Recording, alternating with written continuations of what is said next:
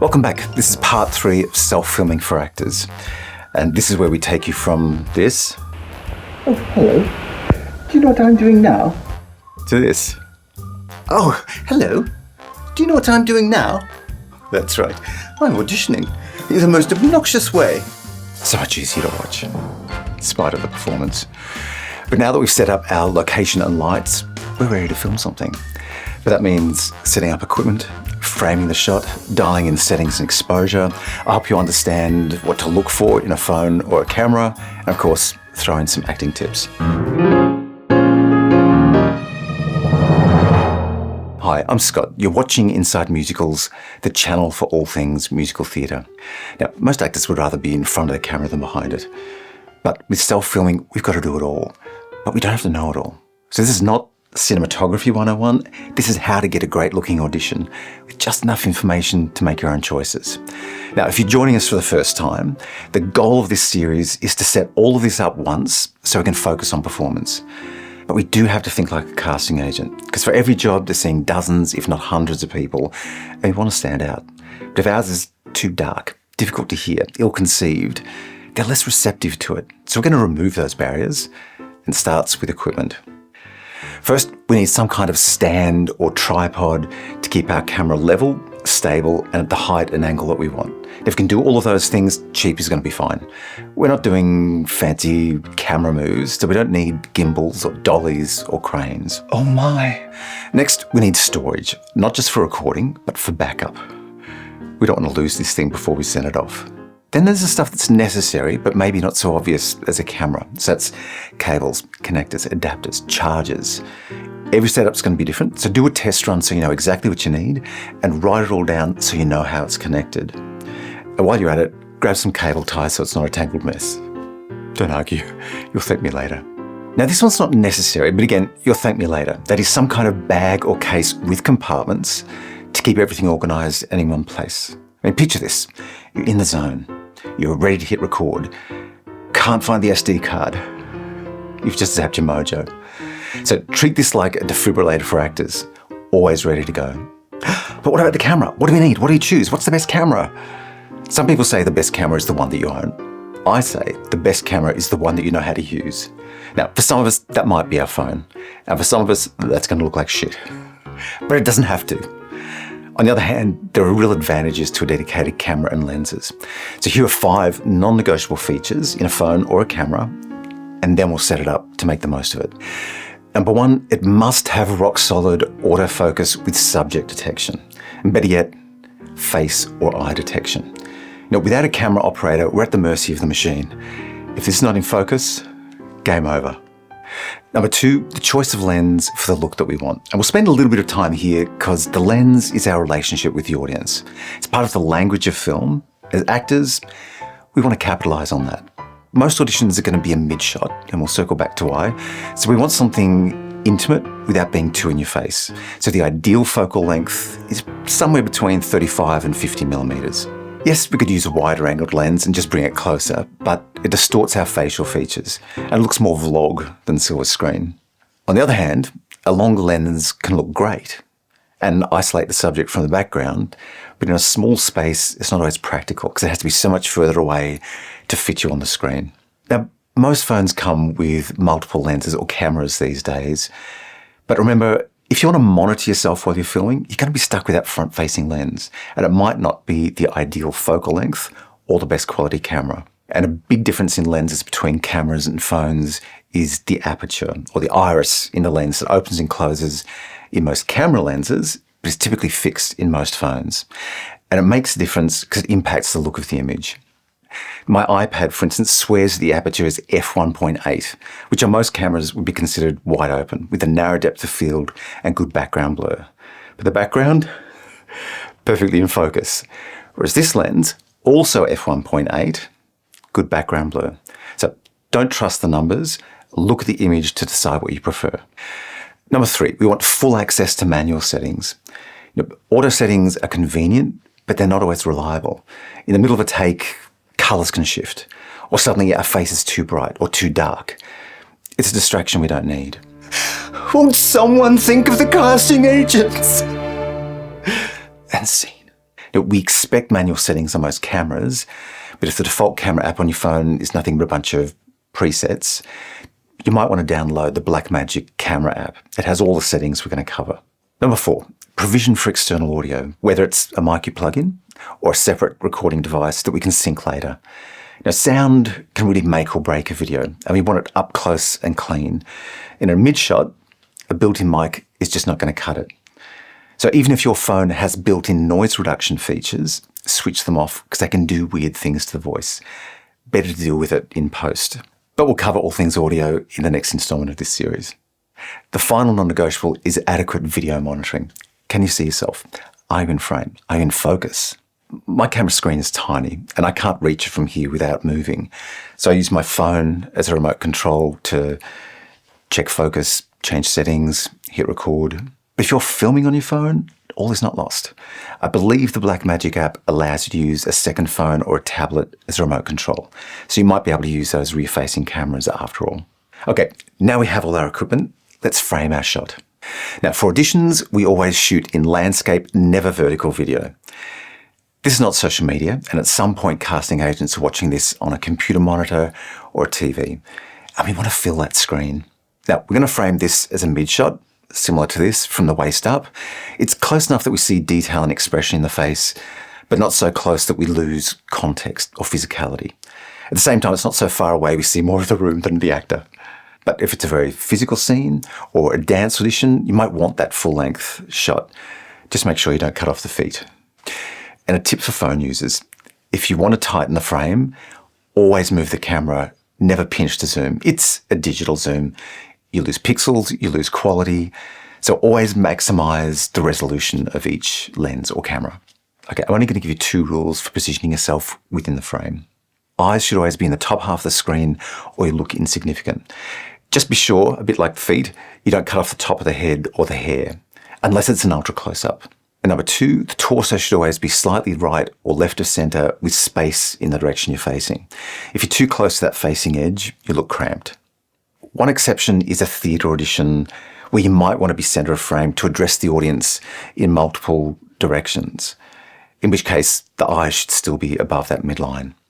Now, if we imagine our camera or lens as our connection to the audience, we mostly want to meet them face to face. So the lens should be roughly at the level of the eyes or nose. But if it's that full-length shot and a wider lens, then you might want to drop it down to about chest height to balance out the distortion of the lens. And this brings us to the perfect time to make sure that our camera is level both on the horizontal and the vertical. Now, most modern cameras have some kind of leveling meter, and even the Blackmagic app has a double crosshairs to do the same thing. Now, in a pinch, you could overlay grid lines and just eyeball it to the horizon or uprights of the wall. And while we're checking things, make sure your lights, stands, or reflectors are not in frame. Okay, eye lines. Where should we look? We can connect it back to the audience and ask, well, what's their perspective in the scene? Are they an active participant or an objective observer? And either one's fine. It's just useful for us to know so we know how to play it. Now, if we're primarily addressing one character in the scene, we can imply their point of view by putting the camera, the audience, essentially on their shoulder. So our eye line is close to the lens, but not straight down the barrel. That's reserved for newsreaders, TV presenters, YouTubers. Now, if you want to take it a little further, we can imply the status of that character by lifting or lowering the camera. If they're a higher status, or just taller than us, we can lift the camera slightly, angled towards us, and lift our eye line towards the lens. If they're lower status, we do the opposite to make ourselves seem more imposing. Now, from a more objective point of view, or if there are multiple characters in the scene, we can treat the audience like a fly on the wall. So the camera's going to be at eye height, but we might have a steeper eye line or a more variable eye line. And again, if status is important in the scene, we can raise or lower our eye line, but the camera stays at eye height. Best thing you can do is watch your favorite shows and notice the framing and the angles and copy it. Now, some obscure angles might work for a couple of seconds in an edited scene, but they might not sustain a whole audition. So experiment, of course, but always ask, does it help or hinder my performance? Now, by now, you're itching to film something. I just feel it. But first, camera settings, and we've got to get this right. Fortunately, most of them are set and forget. Now, I'm not going to get too technical with explanations, but if you want a deeper dive, leave me a comment. Okay, first setting, resolution, 1080p. Some agents might still say 720, which is fine, do as they say. But these days, there's not a big difference in file size. But there's a big difference in quality. I mean, 4K is definitely overkill, but 1080p, well lit, well performed, and in focus is going to pop on a 4K screen. 720p, not so much. Frame rate, 24 frames per second. The standard frame rate of film for over a century. Now, higher frame rates, 30 or 60, is not only more data, it actually makes the image look worse, like cheap video rather than film. The video codec should be H.264 or H.265. 265 is a more modern, more efficient codec, but playback can stutter on some machines. So if in doubt, H.264. Now, the file extension should be .mp4. Yeah, I know a lot of Apple products shoot .mov, but we're going to export it as MP4 later. Most cameras have some kind of quality setting. On some, it's just low, medium, or high.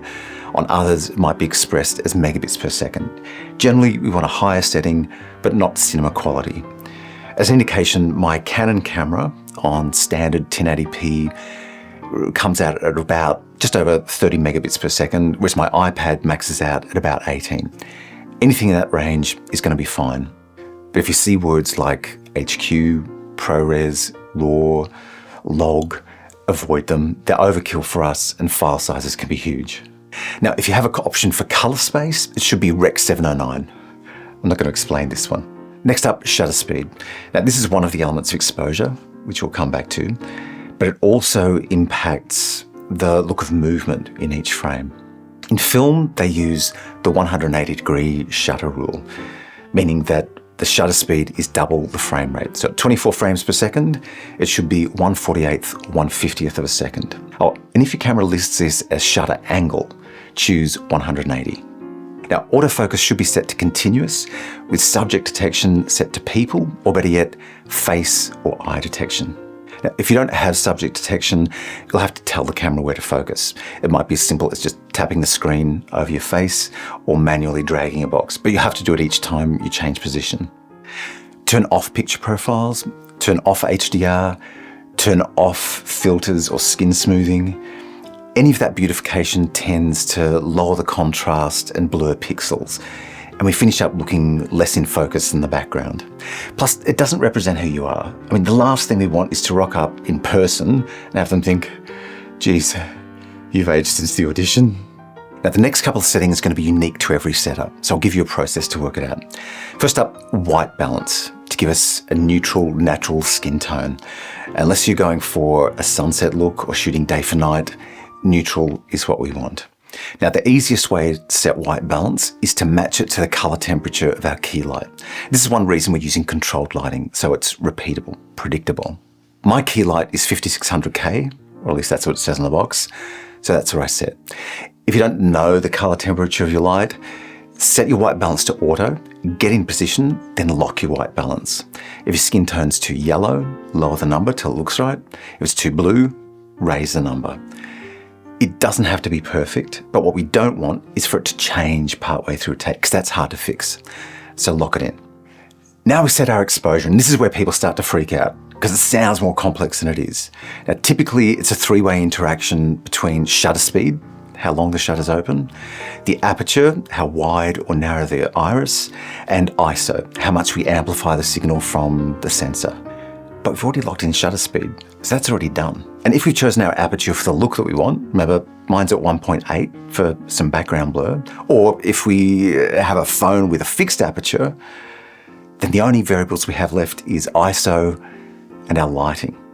And here's the very complex process. We're going to choose an ISO, see how our lighting looks, and adjust one or the other. That's it. That's it.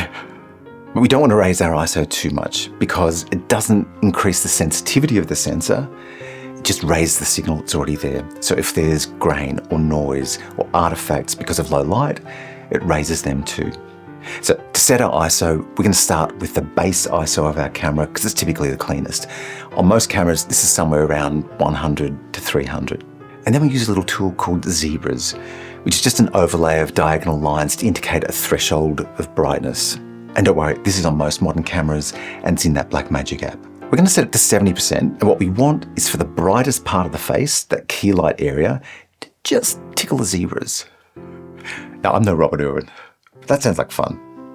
Now, if it's too dark, we can raise the ISO by a few stops. If it's any more than that, we're better off adjusting the brightness of the light, either turning it up or bringing it closer.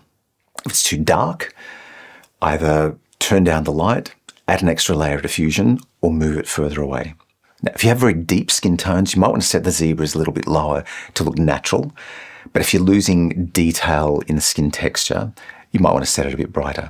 Now, if your zebras are just right, but there's that one hot spot that's so overexposed you're losing detail in the skin, either powder down the face to bring down the shine, change the angle of the light relative to the camera, or use a larger diffuser for a softer light. Now we look at the rest of the scene. Is anything too dark, too bright?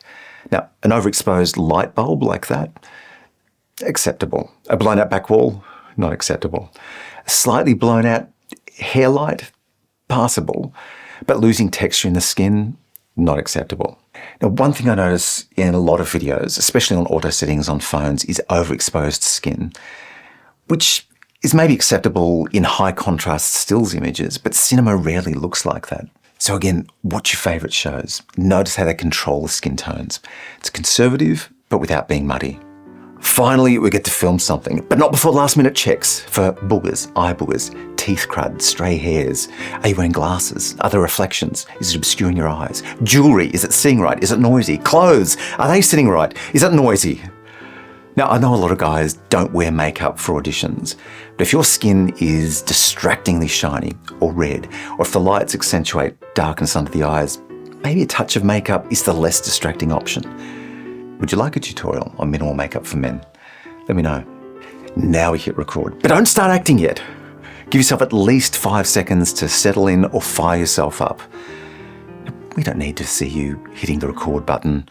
It's irrelevant, it's distracting, and it looks unprofessional. So we're going to trim the ends of this, so to give it some space. Same thing at the end. Stay in the scene, stay in the moment. Because you know what? Sometimes the best things happen after cut. So keep reacting till you feel like you're done, and then hit stop. But if you want to do another take and you're really on a roll, don't hit stop. Take a breath, go into it while you're feeling it. When you do hit stop, evaluate the performance, not just by how it feels, but watch it back. Do you have what you need? If you're going to go again, what adjustments are you making? Be specific. Once you have what you need and the pressure's off, give yourself just one more take, a wild card in a completely different direction, as though you've got nothing to lose, and don't overthink it. Now, it could be terrible, or it could be just the gem that you need, because it's fresh, it's unexpected, spontaneous, and it's bubbling up from your unconscious. Now, auditions are not a show, they're self-contained. So here are some priorities for self-filming. Always make an impact. Open and close with something memorable, a gesture, a sound, something revealing context or subtext that launches you into the scene. It doesn't have to be big, but we want to grab their attention and leave them gasping. Find the shape of the scene. Do you end in a different place to where you started? Or do you come full circle with a contrast in the middle? Look for contrasts in tone. Now, in the yin and yang, both sides contain elements of the other. So if this is a comic scene, find a moment of reality, of pathos. If it's drama, try to get a laugh and make it work. Bring something that's not on the page. Now, just about anyone can recite a bunch of words and make it sound natural or spontaneous. But if that's all you do, forget about it. There's going to be someone better than you. So bring it to life. You know, a director doesn't care if you take the character in a wrong direction. If they see something there, they can always steer you back. But they'd much rather work with someone who's bold and inventive. I'm often asked some of the same questions about self-filming, and top of the list is it okay to use costumes or props or sound effects or music? It's not expected, but it's all valid if it helps rather than hinders, especially costume. I mean, you've got to wear something, and even a hint of a costume suggests that you understand the show or the character or the time or the place. So if you're auditioning for curling in Oklahoma, a cowboy, Maybe a plaid shirt is more appropriate than a business shirt or a t-shirt and track pants. If it's Hamilton, then maybe a button-down shirt or a jacket or a dress or a shawl is better than spandex and sparkles. Is it ever okay to edit multiple takes together? In theatre, no, because you don't get a second take on stage. But for screen, it's part of the language of film. So if our goal is to surprise and entertain and go that extra mile, then why not? As long as your editing and your camera work is seamless. Again, does it help or hinder the performance? Oh, and I wouldn't use jump cuts because it looks like you're hiding a problem with the acting. Should I introduce myself in a filmed audition? Unless instructed otherwise, no. You're just wasting the time. Get straight to the material. If it's really important to identify you, you might use a lower thirds title somewhere at the beginning, or maybe an end card with contact details. But remember, your name or your agent's name is probably in the file of the video. Is it okay to use background replacement or artificial blur if I don't like my background? Short answer, no, mostly because it's a distraction. Long answer, yes, but. Never in camera, because it's never perfect and you always see that shimmering outline. But in post, background blur can be very effective if used subtly, as long as it doesn't draw attention to itself. Whereas background replacement is a little trickier. Even if you match the colors and the lighting and the camera angle and the lens behavior, if it lands in that uncanny valley, again, it's drawing attention to itself. You'd be better off filming in a darkened room to hide the background and just lighting yourself. Now, I've deliberately streamlined this video to fit it all in and get you started. If you'd like to level up with more acting tips or how to plan and edit multiple takes, leave me a comment. And keep an eye out for the next video in the series, which is about making an impact with audio. But for now, thank you so much for watching. I do love you. Get out there. Be brilliant.